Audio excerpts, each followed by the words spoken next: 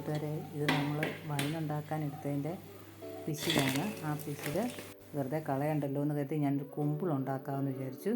അതിലേക്ക് ശകലം ശർക്കര പൊടിച്ചതും കുറച്ച് ജീരകവും കൂടെ ചേർത്ത് അതിനുശേഷം കുറച്ച് അരിപ്പൊടി, ഗോതമ്പ് പൊടിയും, പിന്നീട് ഞാൻ ഇച്ചിരി ചോളപ്പൊടി ചേർക്കുന്നുണ്ട് കേട്ടോ. അത് ഓപ്ഷനിലാണ്. ശകലം കുറുമ്പുല്ല് പൊടി അല്ലെങ്കിൽ റാഗിപ്പൊടിയാണ്, അതും രണ്ടും ഓപ്ഷനിലാണ്. ചോളപ്പൊടിയും റാഗിയും ചേർക്കണമെന്നില്ല കേട്ടോ.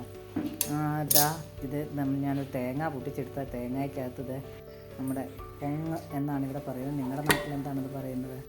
അത് തേങ്ങയും ചിരണ്ടി എടുത്തത് ഞാൻ ഇതിലേക്ക് ചേർത്ത് നല്ലവണ്ണം കുഴച്ചെടുക്കുകയാണ്. നമ്മുടെ വൈന് വേണ്ടി ഞെക്കി പിഴിഞ്ഞെടുത്തതായതുകൊണ്ട് അത് പഴത്തിൻ്റെ സത്തെല്ലാം ഇറങ്ങിയതാണ്. എങ്കിലും ഇത് വെറുതെ കളയാതിരിക്കാൻ വേണ്ടിയിട്ടാണ് ഞാൻ ചെയ്യുന്നത്. ഇത് നമ്മുടെ കുമ്പിളിൻ്റെ ഇല, ഞങ്ങളിവിടെ വഴനയില, കുമ്പിളല എന്നൊക്കെ ഇതിന് പറയുന്നത്.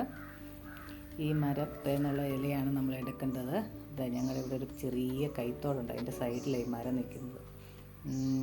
അവിടുന്ന് ഞാൻ ഇതിൻ്റെ കുറച്ച് ഇലയൊക്കെ എടുത്തു. ഇനി നമുക്കിത് കൊണ്ടുപോയി കുമ്പിളപ്പം ഉണ്ടാക്കാം. ഇത് കണ്ടോ, ഞങ്ങളുടെ കാപ്പിക്കുരുവൊക്കെ പഴുത്ത് കിടക്കുകയാണ്. ഇനി ഇത് പറിക്കണം. നല്ല രസമുണ്ട് കാപ്പിക്കുരു പഴുത്ത് കിടക്കുന്നത് കാണാൻ.